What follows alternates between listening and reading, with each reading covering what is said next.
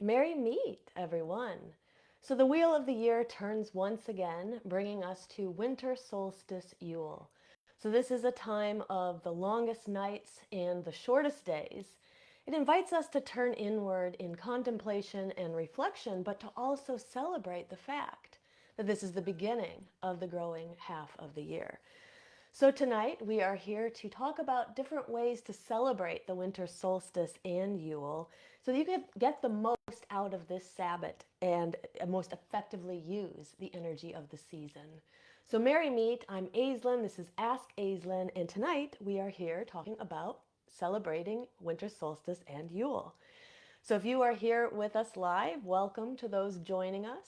You can leave questions and comments in the chat, and we'll have a Q&A at the end like always. I see Kurt is already in the chat. Merry meet, Kurt. So welcome everyone, and if you like what you hear, leave a heart or a thumbs up somewhere in the video, and that will help us get this out to the feed of more people. So we are going to start by talking a little bit about the holiday, the Sabbath season that we're about to enter, and then we will segue into various ways that you can celebrate it. And the one thing that I also want to mention, and I mention this at every Sabbath, is that the Sabbath itself is a seasonal energy, which means we celebrate the marking of the beginning of that season on a specific day. So in this case, that will be Saturday, December 21st here in the Northern Hemisphere, where we'll be celebrating winter solstice Yule. Of course, our friends in the Southern Hemisphere will be celebrating summer solstice. But the idea behind Sabbaths, though, is that it's not one singular day like it is in the more patriarchal linear calendar. You celebrate Christmas on Christmas Day, and that's Christmas, right? But our pagan holidays open up the space for energetic changes within the wheel, and we have plenty of time to celebrate those changes throughout the season of that Sabbath until we segue and we move into the next Sabbath. Okay, so let us first talk about where Yule comes from in the first place. So many traditions honor the rebirth of a sun god, and this is not unique to just one tradition. This is something that we see throughout many different traditions. And I just wanted to pause for a moment because there seems to be like a notification that maybe something is happening with the video. We're still experiencing a lot of issues with the internet due to Mercury retrograde moving into direct. So if anybody is here live and can tell me that they can hear me, please let me know in the chat. That would be really helpful. So I know that yeah, okay, now I can see it. Now I see people are here. Awesome. Okay. So welcome to some more of you. Amy is here, and Andrea, Melinda, Nancy. Hi, everybody. Tiffany made it. Hi, everybody. Rebecca and Joshua is also here. Okay, welcome, everybody. Okay, so many traditions honor this rebirth of a sun god, most of the time a sun god, occasionally a goddess figure is reborn. In fact, the story of the Wheel of the Year, which is adopted by Wiccans and also many witches, tells us that the goddess gives birth to the sun, S-O-N, or the sun, S-U-N, who will then become her consort. He will grow and thrive with her through the spring and the summer seasons and eventually prepare for his own demise. Depending on the tradition that you are talking about, it can be anywhere from Mabon to Samhain, where he then re enters the underworld. In some stories, the goddess follows him into the underworld, and then eventually at Yule, he is reborn to her as the sun god. So we see this in the story of Jesus. He is not the only resurrected figure. Christians will tell you that he is unique, but the reality is that Mithras was born to the virginal goddess Anahita on 1225, it says in his story. So we can see that there is a lot of borrowing from traditions, and these threads of these stories and these ideas, they carry over from tradition to tradition, from culture to culture. Now, Yule offers us a promise of coming life, and I think that's what's so important about this particular Sabbath. It reminds us to foster a sense of hope, even in the midst of darkness, because what we know is that when Yule comes, when winter solstice comes, and for us here in 2024. That will happen on Saturday, the 21st. Even though that is the time of the darkest night and the shortest, and the longest night and the darkest night and the shortest day, the days following that actually grow a bit longer each day that passes. Now, at first, you won't see that at all. In fact, the darkness seems to get even darker from Yule to Imbolc until we're about to the beginning of February, sometimes even further into February. But the reality is that we are already in the growing half of the year at that point. And so, what Yule's darkness offers us, what the promise of this Sabbath offers us, is the hope and the reminder that even when we don't think so, the light is still growing within us, right? So, even when it seems dark and it seems like it's getting even darker, it reminds us to remember that idea that the light is coming, right? And in fact, it's coming, it's happening as we speak. Now, because of the days of Yule growing longer, but so minutely many of us won't notice it at first. Now, the Sabbath itself is celebrated, the winter solstice itself is celebrated far and wide across many cultures. The word solstice means time stops, or the sun stands still. So sun, sol, and stice means stop. And the roots of Yule itself, the Sabbath, can be traced all the way back to the people of Germany and Scandinavia. So while the world celebrates the winter solstice, Yule is an idea that is unique to the people of Germany and Scandinavia. But as modern pagans, we will often choose to call the Sabbath Yule, or sometimes winter solstice.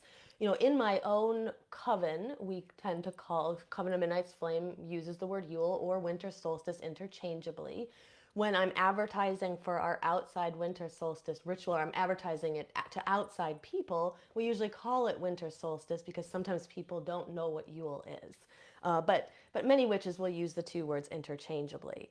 Now, our ancestors who celebrated Yule celebrated through large bonfires, and that's kind of twofold reason for that. They're both protective, but they're also a form of sympathetic magic. So any time that we can bring in more candles, more light, it reminds us, right, of that promise that the light is returning, that the growing times are returning, that the waning half of the year is ending and the waxing half is beginning.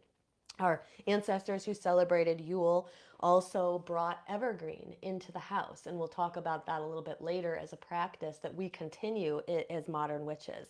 And there was also often a lot of feasting that was done at Yule and merriment. And when you think about it, it's so dark outside in many places, right? Who would be celebrating a holiday like this? So this idea of having fun and merriment in the midst of the darkness and the coldness, it helps people's morale. It gets people kind of through those hard times of the winter. Now, there are many, many connections between Yule and Christmas. And probably of all of the holidays, all of the Sabbaths in the wheel, this is the one with the most that we can see the most connections in. And sometimes it can anger pagans that the Christians around them who sort of denigrate their own practices, look down on us for the way we practice, don't have any idea that the practices that they used are literally borrowed from us. And with the exception of Jesus being the God and not something like Mithras or a more pagan type deity, sometimes the two holidays look very, very, it's very hard to tell the difference between them because the practices are so similar. And that's because those Christian practices were borrowed from the pagans. Now, one of the best examples is the Christmas tree. So the story goes, and whether this is true or not, I don't know, I've seen it in many books, I've seen it online, but there is a story that says that Martin Luther, who, for those of you who don't know, he was a Germanic priest who lived in the mid 1400s to the 1500s, and he is the one who is responsible for the Protestant Reformation. There is a story that says he was walking one day around Christmas time, and he saw the pagan people lighting candles and placing them and decorating them on the evergreen trees. And he thought that this idea was really good. And so he decided that Christians should also do this. He liked this idea so much he wanted to bring it into Christian tradition.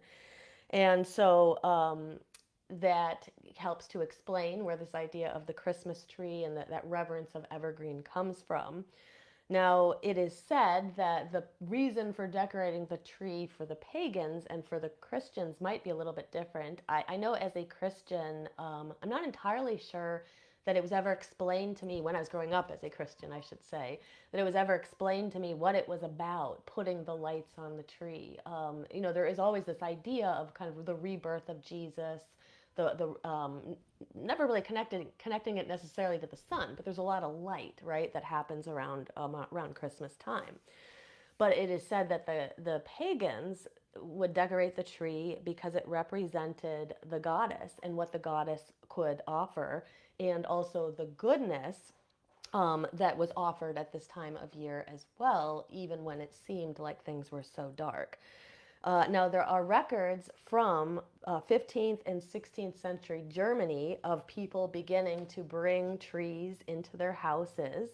But like as I said, it goes back to that much older pagan tradition. Now, the evergreen is a very good symbol of the goddess because the evergreen does not die in the winter. So as opposed to other trees, which we know the reality is that even deciduous trees, they don't die, they just go dormant, but they don't look like they have life in them when they've lost all their leaves, right?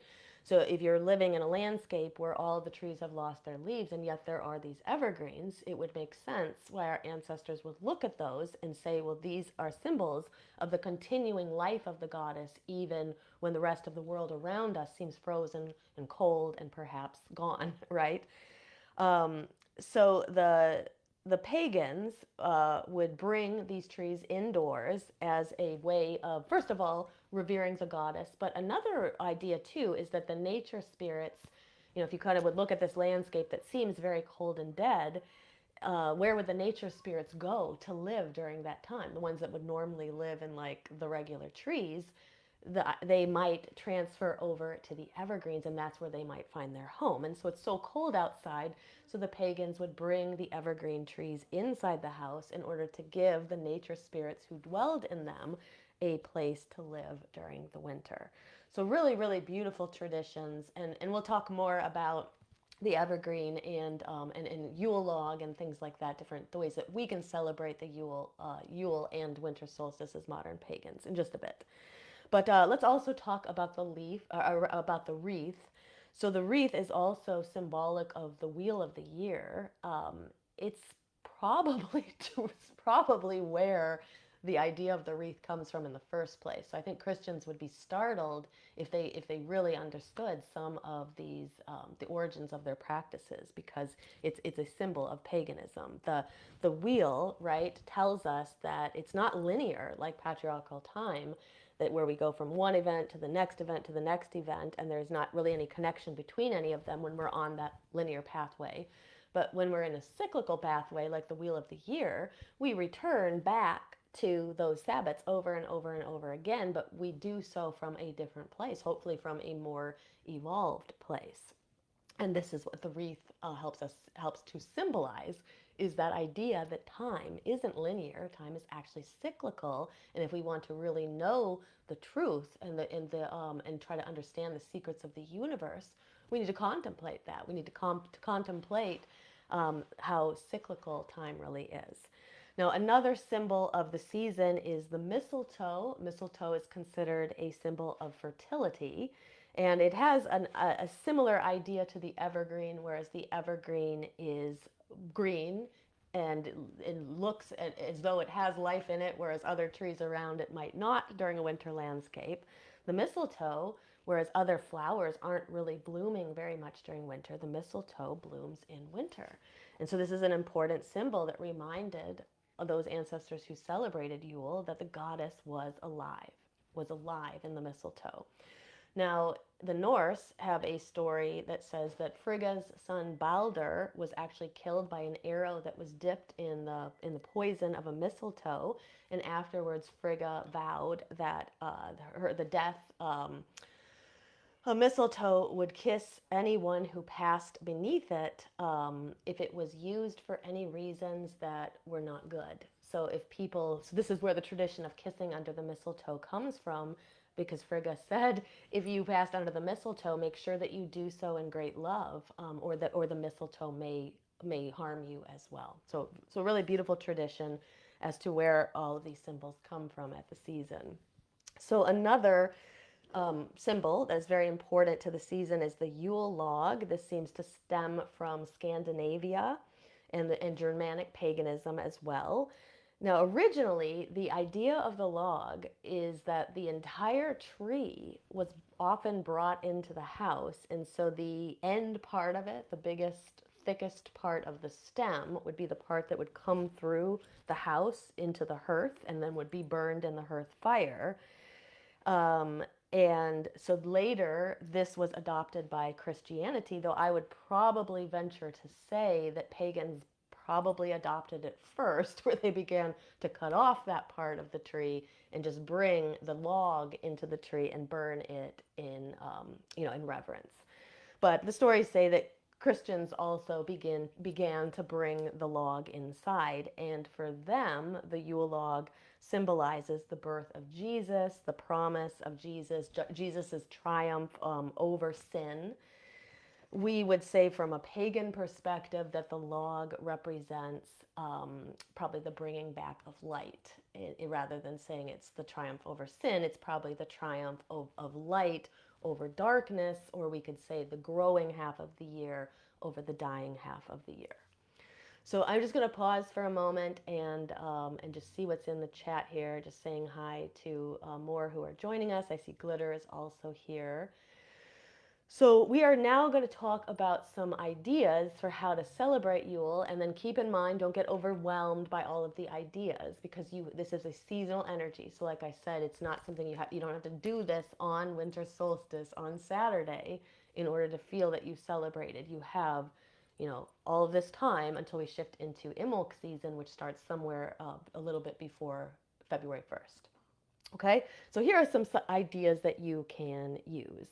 So because we were just talking about the Yule log, let's start with the Yule log. So one thing that you can do is decorate or burn a Yule log. And there are a couple of ideas that you can do. You can tailor this to your own needs, or the things that you want to do with the Yule log, or the intentions that you have. So one thing you can do is you can literally, if you're somebody who burns firewood in a fireplace, you can get a piece of your firewood and you can dedicate that as your Yule log. And dedication is very simple. It's just setting an intention that, what the word dedicate really means is setting something aside for a specific purpose, often a spiritual one. And so you're basically setting this log aside as special. It's not just one that you're going to burn for heat or energy. It's one that you are going to burn symbolically. And so you can do that, and you can burn that log as part of your Yule ritual. You can sit around the hearth or the fireplace, and you can contemplate what it means to kind of be at this point of darkness, of coldness, perhaps, depending on where you live, and what it means to keep the spark of hope and love alive, and faith alive inside of you, even in the midst of the darkness. So that's an idea for people who have a fireplace regularly, are burning wood.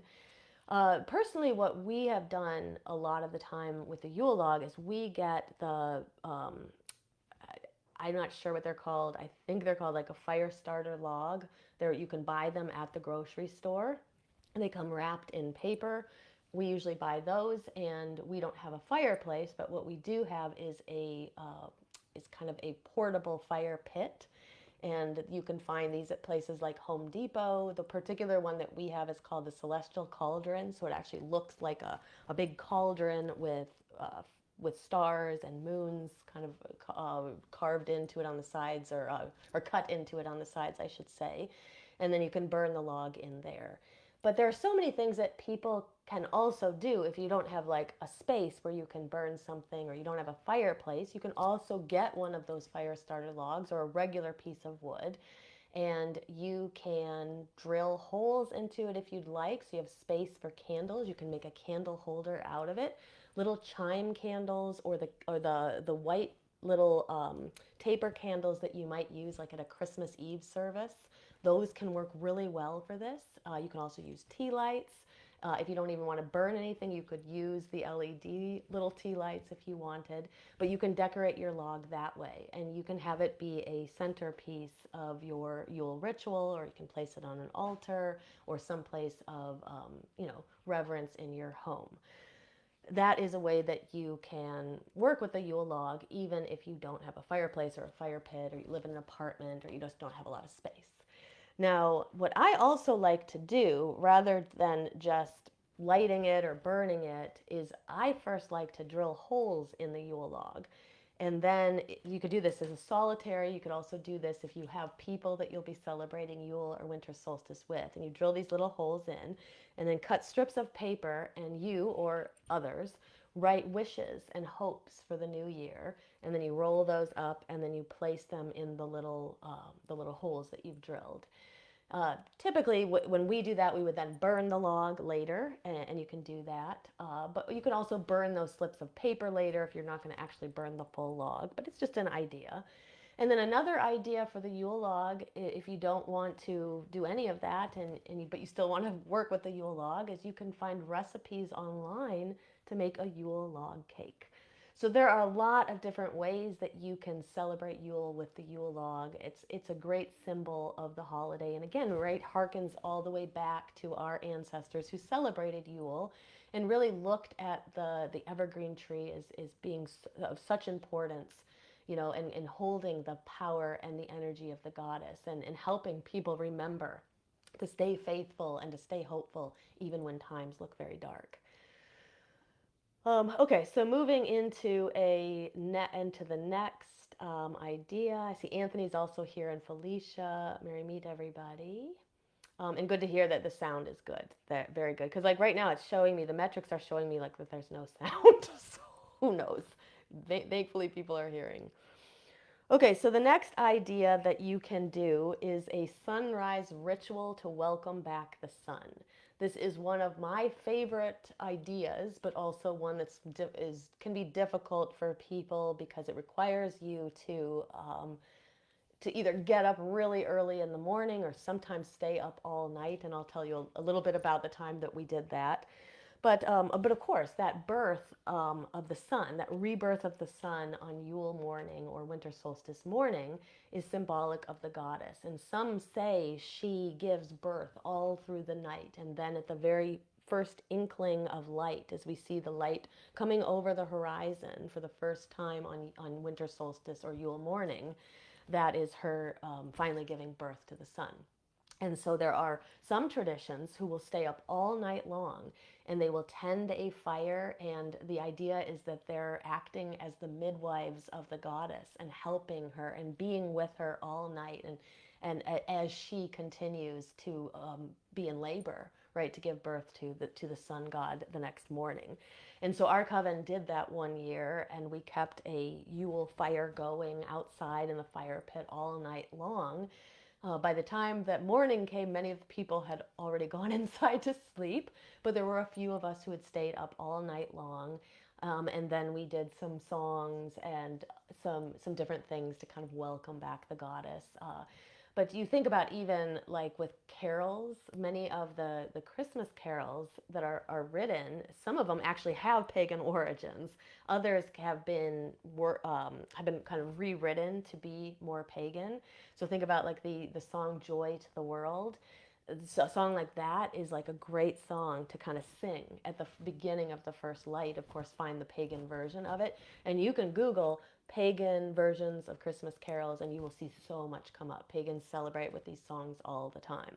But that's a really neat idea to do. You can do that as a solitary, kind of tend the fire all night if you want, and you can be in contemplation as well while you're doing it. Or if you have a group, it's even more fun. It was more fun when we had a group of people doing it together. So that is the sunrise ritual to welcome back the sun. So let us see here. Another idea that is one that our coven does traditionally is a wassail, or we usually call it a blot. So the blot itself comes from Norse tradition, and it is like a sacred toasting. So what you typically do is you toast to the gods above, and you might toast to the earth or the gods below, the gods that live in the underworld. And then usually there is some kind of a toast that is done here in the in between, which is usually a humble brag.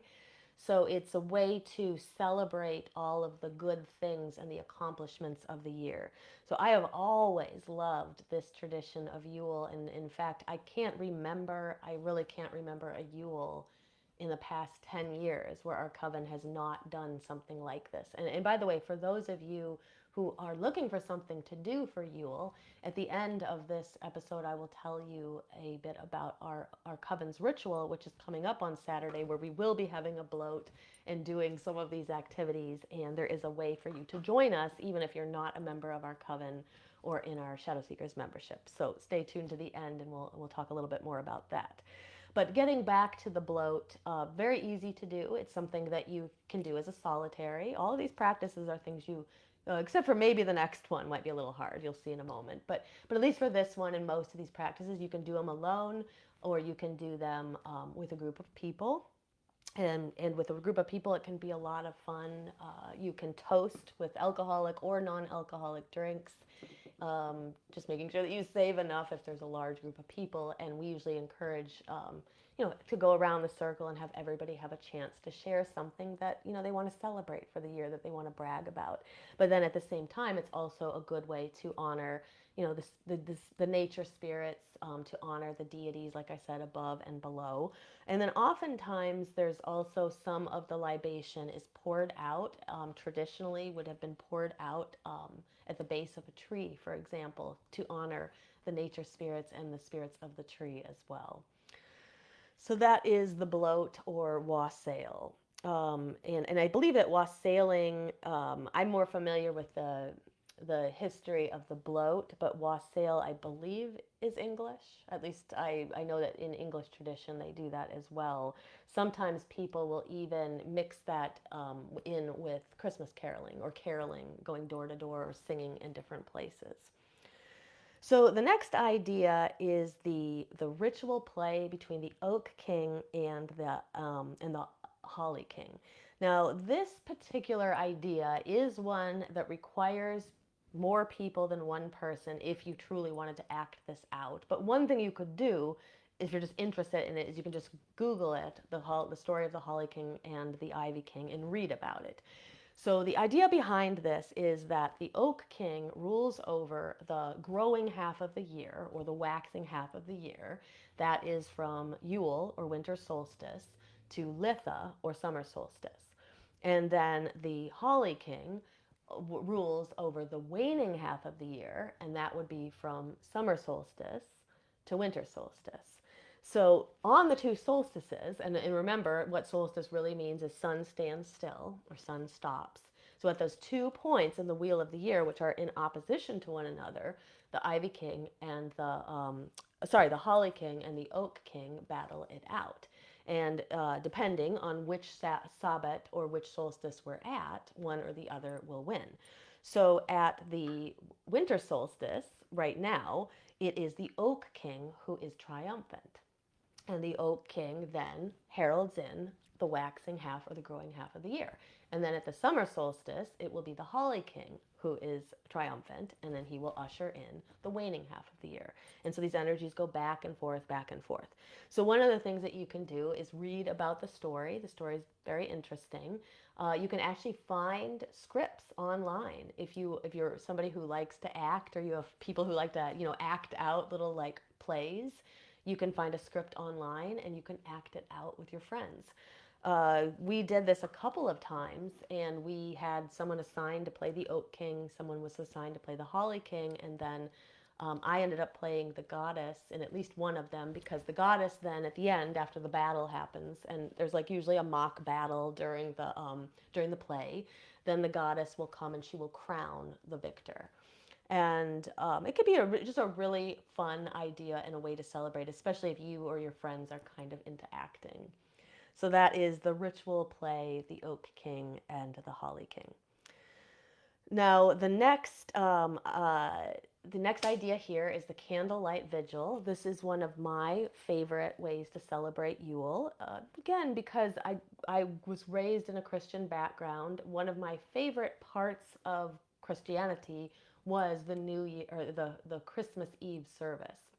And my mother's side of the family is from the Upper Peninsula of Michigan, a very, very small town, in a very small church where everybody knew our family, and we would go, and my grandma had her own pew where she would sit, and the whole family would come, and I just have many fond memories of that part of my childhood, and I loved at the part of the service where the lights were turned down, and then they would come, and we would all have the unlit candle, and then those candles, the light would pass from one person to the next person until the entire church is full of candlelight.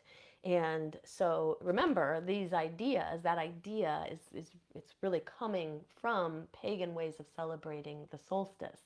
And so we can absolutely still, we can take back that tradition. We can do that. It doesn't have to be a Christian tradition.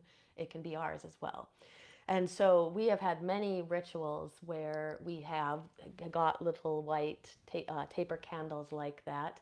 And then we picked a couple of carols that were pagan, either pagan to begin with, like Deck the Halls or something like that, or we got carols like Silent Night. There's a very beautiful pagan version of that. And then we would sing the carols and light the candles from one person to the next person. It's just this reminder, right, of the love and the light between us never dies. And so very much have always loved that tradition at Yule.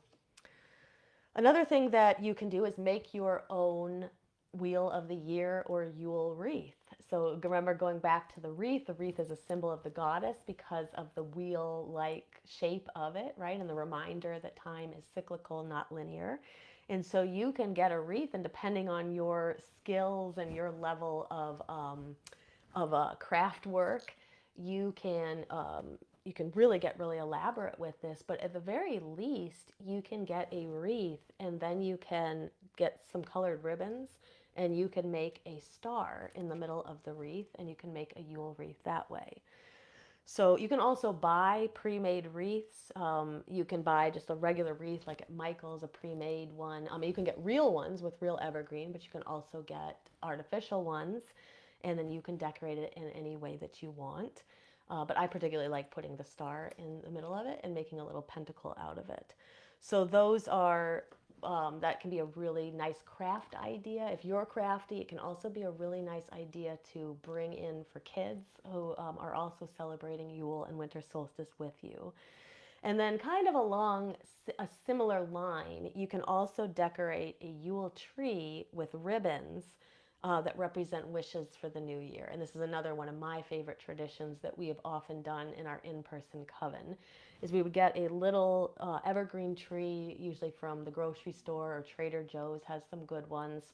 And then we invite everyone who's attending the ritual to pick a colored ribbon, and you can they can all be the same color, but you can also get really elaborate with this and get a bunch of different colors of ribbons. And you can teach people, especially if you have like non-pagan friends, you can teach them what the different colors mean, and then they can pick colors that are aligned with the particular wishes they want, right? So like pink or red for love, or maybe they want blue for peace, or green for healing, or yellow for like mental clarity or expression of voice, or something like that. Orange for justice. So there's a lot you can do with an activity like this, and then those trees, especially if you buy like the ones at Trader Joe's or the grocery store, you can pot them if you have a yard later. You can do that, or you can compost them. You can dry them too, and so there's a variety of different things you can do with the pine needles afterwards, or the evergreen needles. So that is a really great activity. I love it. You can also do it if it's just you. You can totally do it just for yourself too, and you can get some colored ribbons and just think of different wishes that you want for yourself, that you want for other people you know, and that you want for the world in general. And I always think what's kind of funny is that every other year my parents come to visit us for Christmas. This is not one of their years, but last year they were here, and every year, they're always here after we've already done the Yule ritual. And so our Christmas tree that we use, that they put the presents around, is the Yule tree that I just bring in. And little do they know that this was a tree that was already used in the Yule or the Winter Solstice ritual. So, so that could be a fun activity. I think kids can really get into that too, decorating the Yule tree with ribbons for wishes for the new year. Now, here are some altar ideas that you can use if you want to build an altar. Of course, there are many kinds of altars. There are more permanent altars, like the one I have back here that just is always there. I might change the things that are on it, but the altar is always there. And then there are other altars that are temporary altars that you might build for something like a Sabbath. So you can build a Yule altar and keep it up during the season, and then you can always shift that over to the Imbolc altar when Imbolc comes, and then to the Ostara altar when Ostara comes, and shift that as the Sabbats change. Or you can take it down just at the end of Yule. But if you want to make yourself a Yule altar or decorate your other altars with Yule items, items that are good for Yule are candles, lots and lots of candles and lots of light.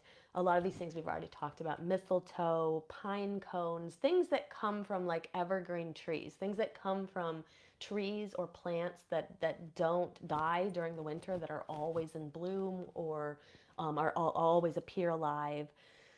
You can use oak or holly leaves to represent the oak and the holly king. You can use, you can place your Yule log there, of whatever Yule log you are making or using. You can place a small Yule tree. Some of the colors that you can use, and stars, that would be another important symbol of Yule.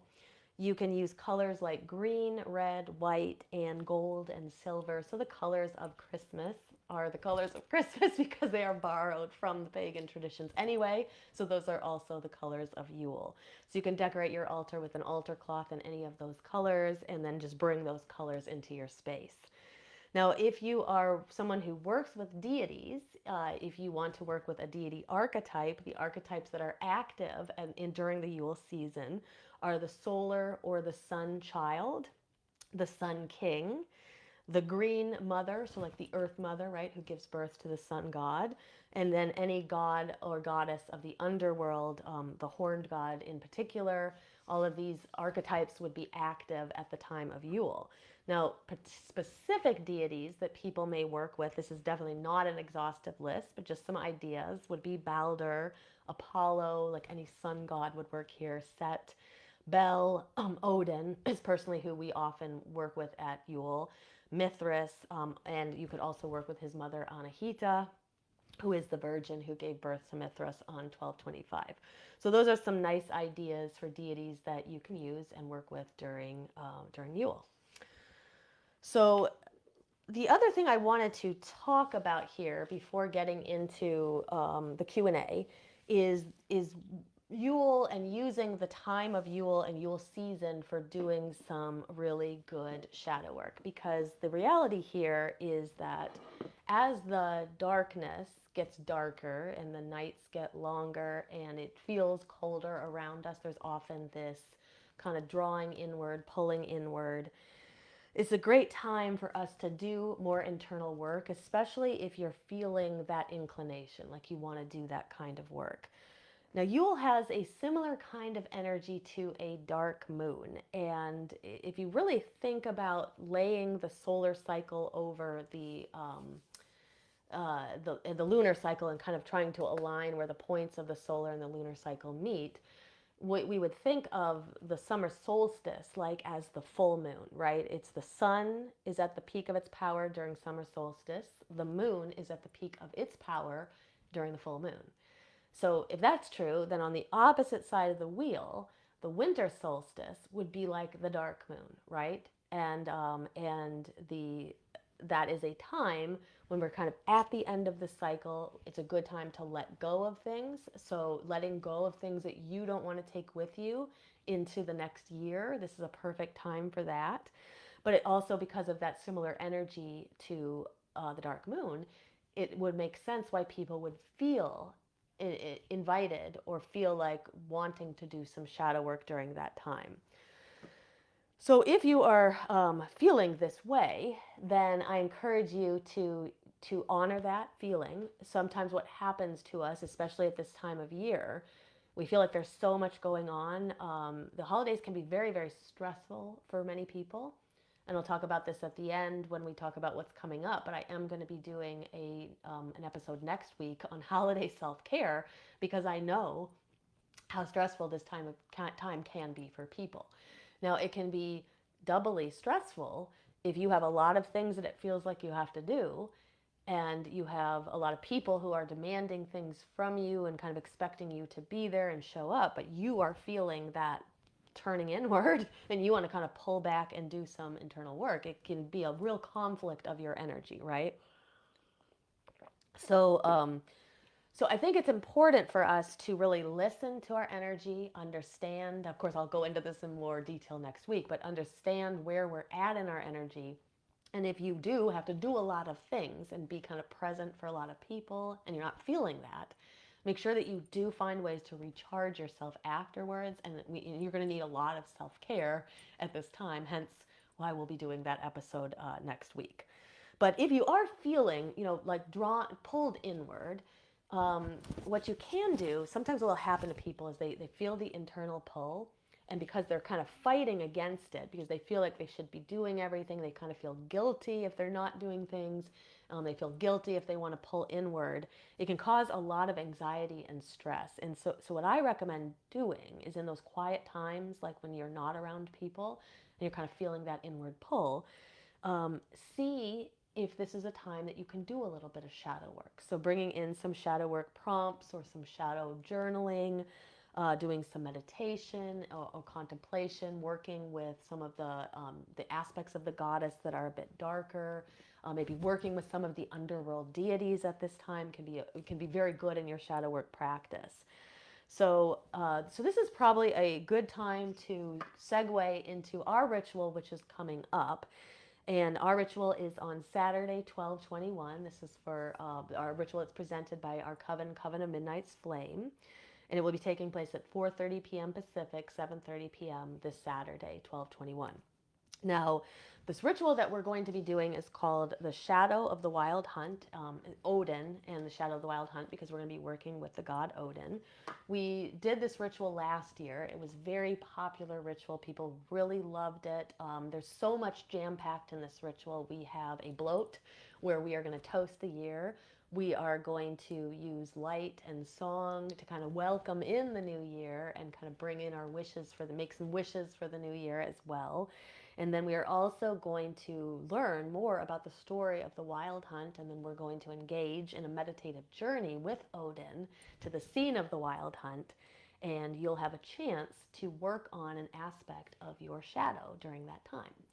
Now, if you are in our Shadow Seekers membership or you're already a member or initiate of Coven of Midnight's Flame, you guys are already coming to that ritual. You'll be able to find the Zoom link in the membership portal and emailed to you. But if you're not part of one of those groups and you would like to join us, we do have some tickets available through donation. And I'm going to put in the chat right now, I'm going to put the link here. So, of course, remember, this is for people who are not already in one of our memberships, because you guys are already going to be able to come to that. Okay, so there is the link.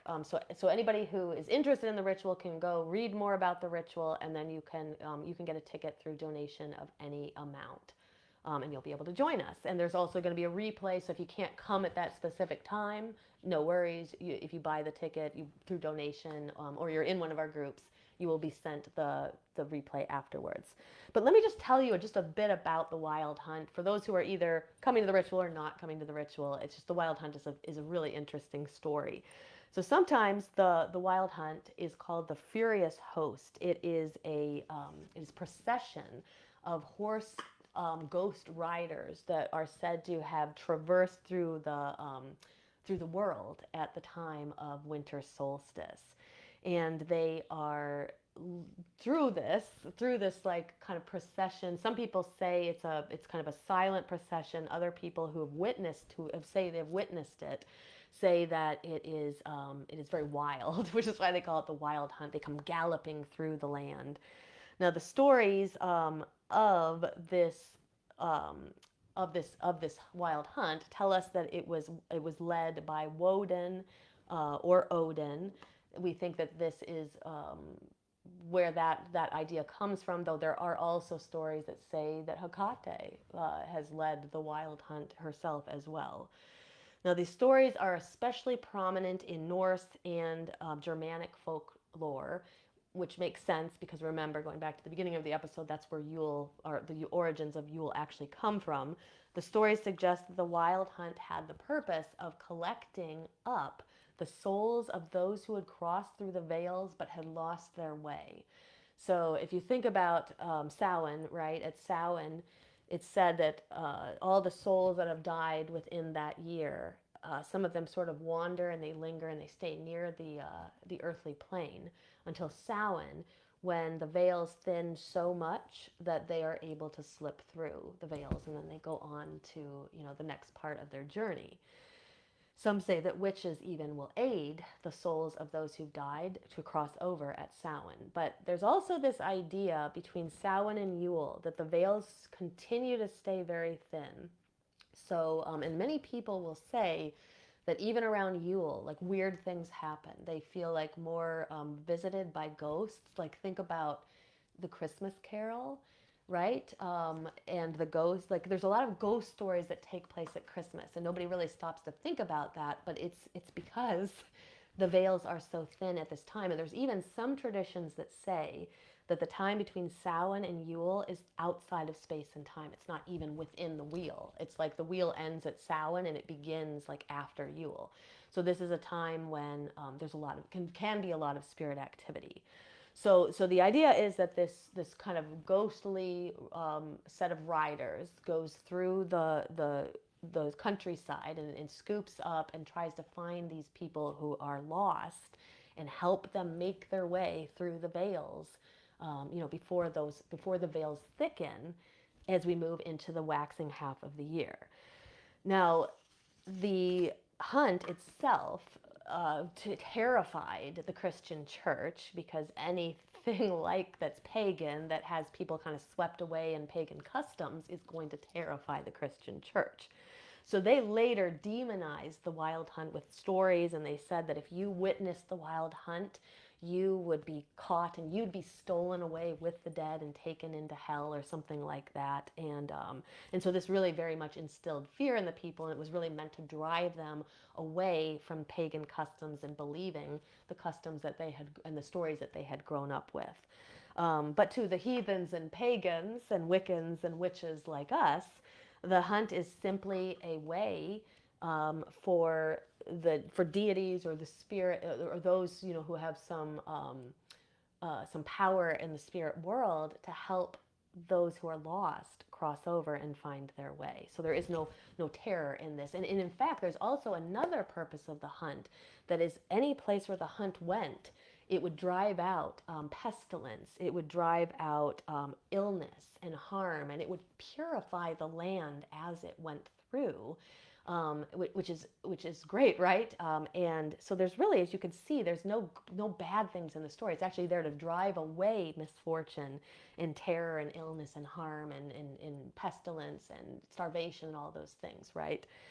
Um, but of course, it gets this kind of scary connotation to it because the Christians were afraid of what it meant.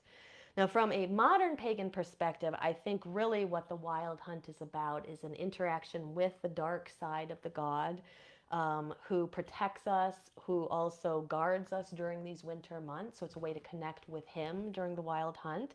And it can also be thought of as a metaphor for our own shadow work, because during the wild hunt, we can face some of the things that we fear. Just like the Christians feared the wild hunt, we can face those fears and we can try to get over them. And so it allows us to kind of let go of those fears, or let go of maybe the fear that we have of what's inside of us, or the shadow aspects that we carry. Let go of the fear of our own internal darkness as we gaze upon it. Only through shining that light on that darkness will we really find wholeness and completeness. And that is really the potential of what the Wild Hunt has for us at Yule. So if you are interested in joining us, you can look for more details in the group and in your email. If you are not already on our mailing list, I would encourage you to join our mailing list, and I'm going to put a link here in the chat. So if you go to that link, you will be able to sign up for the mailing list, and you'll also be sent a free copy of the Witch's Guide to Shadow Work. And if you get on the mailing list, then you get reminders about when all of these events are happening, and you also get reminders about these lives and the replays and everything like that as well. Okay, so that is the Wild Hunt, and hopefully I will see some of you there. If anybody has any questions about it, let me know. And of course, remember, Shadow Seekers and Initiates of the Coven, you guys do not need to to purchase a ticket. That's for only those who are not part of our memberships. Okay, so I'm going to open this up for the Q&A now, and if you are with us live, I invite you to put anything in the chat. It doesn't have to be about Yule or Winter Solstice. You can ask any questions about shadow work, energy work, or witchcraft. And I see some things in the chat. Ruth was saying, like, as far as the color meaning, she said it reminds her of the last hand fasting that she did and choosing the colors that people wanted for their cords. Yeah, so much we can do with color magic, right? And really bringing in those intentions in very real ways, and especially by allowing people to pick their own colors and in the intentions that they want for what they're doing, like in a hand fasting or something like this. Aislin said this will be the first Yule Christmas that she will be completely alone, and she said it's a strange feeling. Yeah, it can be a strange feeling. You can, it's kind of depends on how you look at it. Being alone sometimes can be a good thing for people because it gives them a chance to do their own thing, to contemplate, not have to deal with other people or answer to other people. But it can also be lonely. It can feel lonely, and so we do have our live coming up next week on Christmas Eve. I'm still going to do the live, and we're going to do holiday self-care. So, do things like that. Join us for Yule if you want, just so you have people to be around or be with.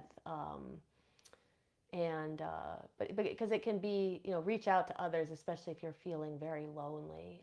And there's probably other people who are feeling lonely as well. And together you can, find community.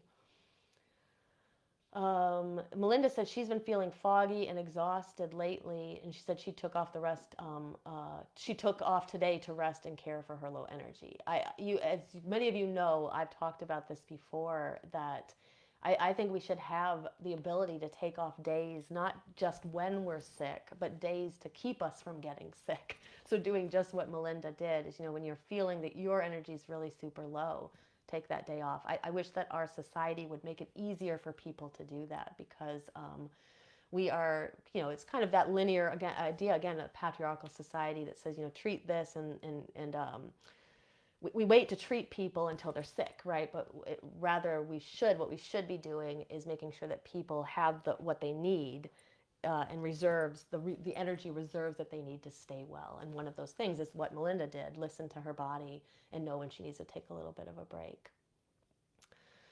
Okay, so Glitter said, is there a PDF thing for the Ask Aislin episodes? Unfortunately, they're not. Since these are the free episodes we do, we don't have PDFs for these. But many of these topics we dig deeper into in both the Shadow Seekers membership and the course Demystifying Witchcraft, which of course you then get all the PDFs for that. Anthony said he's found that the floodgates open on his year anniversary of doing shadow work, inner child rejection wound finally being me. He said so many other things as well. Yeah, this is a time of great, immense energy, and especially anniversaries can be very special. Like, they remind us, and we remember, where we were at this place a year ago.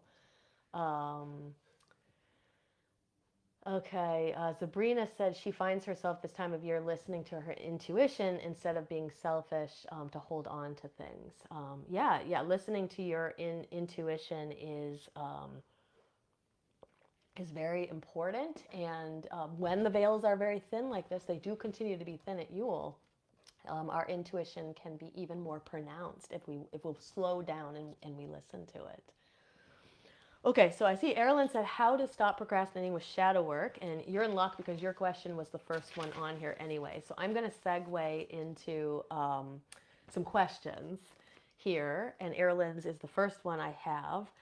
So Erilyn had said, what do you suppose it means when you find any excuse to do anything but your shadow work? Okay, so this is a great question about procrastination, and I think that many of you are in luck because I'm in the works. I'm making a course, like a mini course, about setting up a spiritual self practice. And one of the things that we are going to talk about in that little course is procrastination, what to do when it's very difficult to move forward with our practice and we kind of make up all of these excuses.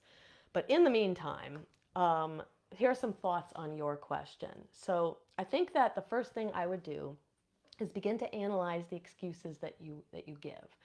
Now, of course, any analysis that we're doing when we're trying to figure out unconscious motivations for things is shadow work. So you will actually be doing shadow work as you are trying to analyze the excuses that you give. So I would think about those excuses. What are they? When do you use them? Do you use them in other areas of your life? Are they real? Are they really excuses? Are the things that you're prioritizing over shadow work, are they more important than the shadow work at that time? Sometimes they can be. So one of the things that I really encourage people to do as well when they're having trouble getting started with shadow work is to check in with what's going on in your life. Because if there are major upheavals in your life, or you're dealing with something very big, something that feels very chaotic, it can get in the way of your shadow work. And so in Maslow's hierarchy of needs, some people may know this, it's like a pyramid of human needs. And at the very bottom are the basic needs, like we all need food and water and air to breathe. Eventually we need a place to stay. We need people to live with, or not necessarily to live with, but we need people in our lives. We need interaction with other humans. So there are all these needs that we have, but at the very base of this pyramid are the basic needs. And the idea is that if you don't meet those basic needs, it's going to be harder to be doing things at the top of the pyramid, which is where self-fulfillment and spiritual practices and things happen. So it could be that you are in a state of upheaval in your life, or maybe there are things that are there in your life that need addressing before the shadow work needs addressing. And so if you find that your life is really chaotic, if you feel that you're very ungrounded, then you may find a struggle getting started with your shadow work. And if that's the case for you, then I would recommend working first with your lower chakras, especially with your root and your sacral and then your solar plexus, and working with the bottom three chakras. If you can get yourself a little grounded through working with the root, through working with your sacral chakra, you get some ease in your emotions, and then through working with the solar plexus, it will help with your kind of self-belief and your motivation. If you work with those three chakras over time, you may find that the shadow work gets easier and the excuses start to melt away. Now, it could be that you are unconsciously or even consciously blocking the shadow work because you're afraid of what will be revealed. But again, working with the lower chakras is going to help clear out some of those blockages. And this is, again, why I think shadow work and energy work paired together is so important. But that would be my advice, especially for people who are having trouble, they're procrastinating, they can't really get started with the shadow work, is focus on the chakras first, and see if that has any help. Okay? Okay, so that is Erilyn's question, and hope that gives a little help there. Now, Nancy has a question about releasing things in life. And she said that once you write things down and you burn them, that is one technique of releasing things. She said, and you ask the universe to take them away, how do the old feelings keep coming back months later? And then she said, how do I keep them from, coming back or from doing that? So I have a couple of thoughts on this one. So my first thought is the words that you used in the sentence or in the question were ask them to be taken away. And it feels like there's a lot of surrendering of your own control that you would have to do to ask someone else or something else to take away the problems that we have, right? And so and of course there is this degree of surrendering that we always have in our spiritual practice, but really kind of think about what do you do afterwards in the mundane life, because I come back to this idea of Christianity. When I was a kid, I'm sure that you guys saw the "What Would Jesus Do" bracelets that people had, and there were a variety of different ones that kind of came out after that. And one of them was push. It said, "Push, pray until something happens." And I always think about that, the passivity of just praying to a God and asking that God to take away problems. And so sometimes we can carry some of that into our spell work and into our paganism as well. So we really want to consider what we do afterwards in the mundane world as a follow up, so that we're not just engaging in kind of that like passive prayer, right? So think about what you could do after you do your releasing rituals that would bring that into your mundane world, and that can start to help. But the second thing I wanted to bring up is that healing is cyclical. It is not a linear process, which means that it's not uncommon for things to return to us even after we've released them. So many people in shadow seekers will say this because we work month after month. They'll be like, I thought I let go of that like 10 months ago or 2 years ago, and then here it's popping back up. And usually it's because you thought you had released it, and you did. You released a lot of it, right? You released what you needed to for that time. And then you began to grow energetically and spiritually, right? And now you're able to deal with another aspect of it that you weren't able to deal with back then. So this is a good thing, but it can feel discouraging because it feels like, oh my God, I'm dealing with that again. I'm not making any progress. But just remember that you are, because this is cyclical healing. You are coming back to that same spot, but you're coming back from a more evolved space. Okay, so when you start to feel discouraged because you feel like you're releasing again and over again, keep reminding yourself that you're doing so from a more evolved place, and then just consider what you can also do in the mundane world. And I hope that helps. Here's a question from Andrea. I kind of answered it earlier in the post where it was, but I like the question, so I thought I'd bring it out here as well. So she said, I always do my spells and rituals at 10 p.m. She said, not sure why. She said, are there other witches like me who end up doing their spells and rituals at a specific time, or that they're most comfortable, or do they just do them at random times? So very good question. I think that people feel very connected to certain times of day. Some people, especially those who are very sensitive, may feel that they have more ease in their energy and they feel more peaceful when at nighttime, when other people have gone to sleep. So, for example, I am most at peace. I find it most peaceful to do rituals when there aren't a lot of people around, and that can be at night, right, when a lot of people have gone to bed. So I think that the majority of witches probably have a preferred time to do rituals. It might be in the day, it might be at night. And that would, of course, be unless they are timing their rituals to a specific time. So, for example, Yule at sunrise, and they wanted to really tap into the sunrise energy, or working with planetary hours, for example, that could color the time of day that they choose to do their rituals. Hopefully too, and we encourage too, people in the chat share, do you have a specific time of day that you like to do your rituals? Or how about you guys in the replay? Is there a specific time of day that you do spell work or rituals, or do you just kind of randomly do it? We would love to hear from everybody. And then I have a question here. It's actually kind of a couple part question from Melissa. And she said, with shadow work, is it an ongoing process we must constantly work at? And she's actually got 3 questions here, so I'm going to answer them one at a time.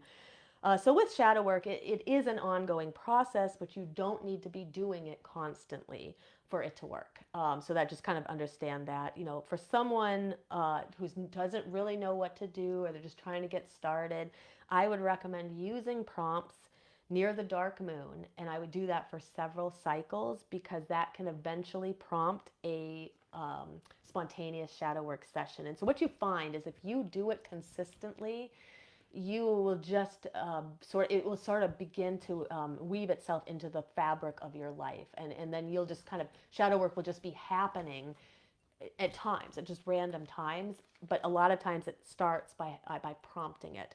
And that's why I really like the prompts. You don't have to write them down or anything like that. You can Google shadow work prompts, find some that you resonate with. You can go hiking or walking and think about them. You can lay in a yoga pose and thinking about them. You can write them down, but do it consistently for a few months, and you'll find that your shadow work will probably just happen more in your life. Now, it's also okay to take breaks from it. Energy work is a good break from shadow work. Usually the easiest thing to do is to work with chakras. So that goes to your next question. You said, with energy work, how do I tap into my energy and find its full potential? So I recommend that, especially people who don't do a lot of work with their chakras or haven't really systematically worked through them, I would work systematically through the chakra system. I would start with the root. I would spend about a month on the root, and then I would move up to the sacral and then move on from there. Now, if you're somebody who wants to cycle through them faster, you can do a week at a time on each chakra and then cycle back through them. But that is one way that you will start to really feel that your energy is in a place where you can tap into it. Until then, most people are going to have a bunch of stuck and stagnant energy in the body. And even when they're working with energy, they're not really going to be working at their fullest potential. Now, the other thing you can do is practice sending energy and moving it through your body as well. Now, Andrea or Melissa also had a question about witchcraft. She said, with witchcraft, I'm finding it hard to focus on my craft. How do I bring my focus and energy back to the craft? She said, I feel like I can't find things, or maybe I'm overwhelmed by the conflicting information out there. She said, no one wants to help those of us who are learning without getting some payment of some kind. And she said, I can't afford to pay anybody. Okay, so I got a couple thoughts on this one too. The first thing I would do is figure out what drew you to the craft in the first place. That could be tarot, runes, spells, deities, energy, moon cycles, etc. Find out what drew you to the craft and start doing some research on that thing. Now, I think that what you also want to do is be a little careful about your expectations of what kind of help you can find for free. People who teach and train others to do this kind of work, they do deserve to get paid just like everybody else who has jobs. Many of this is our job, and so it can be difficult to give away all of our time for free. Now, that being said, to say that no one is willing to help people for free is just false, because I have a full, obviously these are all free lives. I do these every week for people. Most of the people that I help will probably never pay me anything for it. And so I'm going to put here in the chat a link to our YouTube channel, which has over 100 videos on topics related to witchcraft, shadow work, and energy work. So you have a whole library of videos just right there that you can search for. So hopefully you will find some information on that on our YouTube that will help you. You can also find introductory books about witchcraft at the library. So there's a lot of creative ways that people can get to find help without having to pay for it. This group is one wonderful source of that, and of course our YouTube channel, like I shared. Check out the library. Going to places like, if you find like a pagan pride or a psychic fair near you, those are often free to attend. And there is a lot of great workshops. Like I teach at Pagan Pride, and all the workshops all day long are free.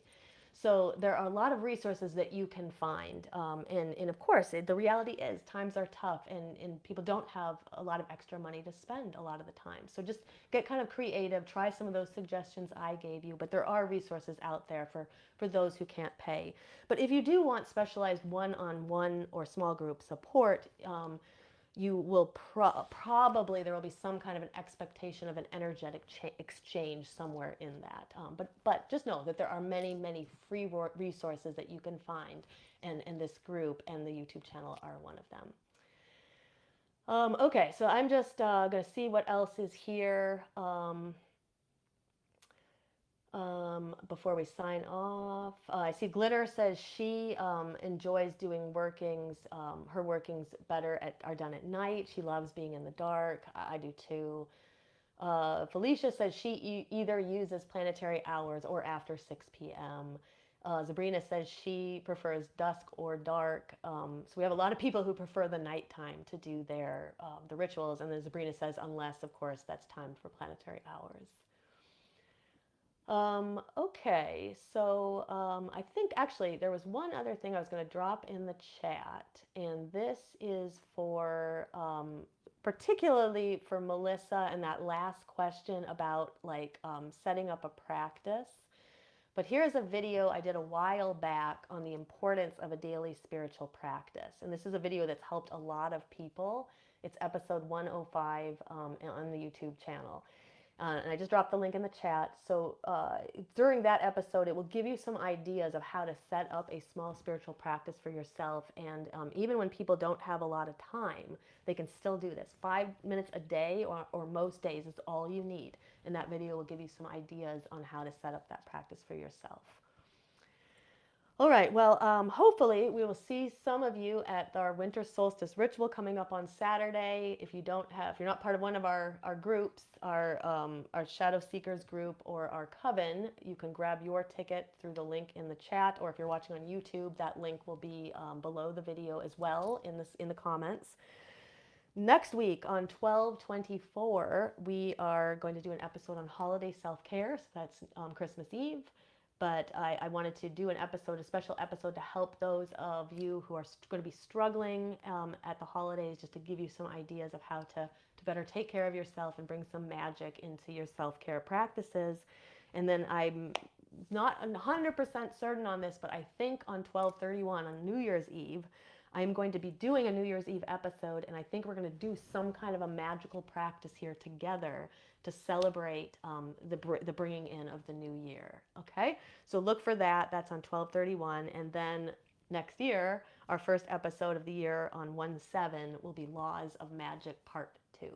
So we'll be returning to talking more about the laws of magic and the laws of the universe. All right, and I see Anthony. Before we go here, he said he's been doing his daily spiritual practice as well and finding a lot of value in it. And he says he generally pulls a tarot card, he lights his candle, and it's like that's a quick little practice that anybody can do. Probably takes him less than 5 minutes, right?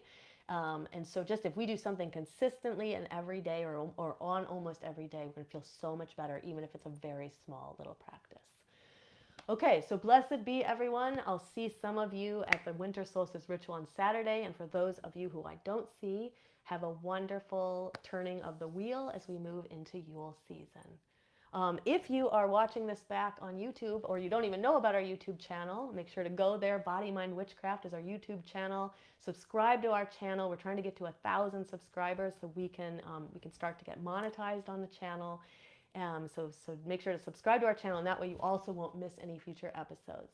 If you like anything you hear in the video, make sure to leave a heart or a thumbs up, and that way we get this out to the feed of more people. Till next time, blessed be.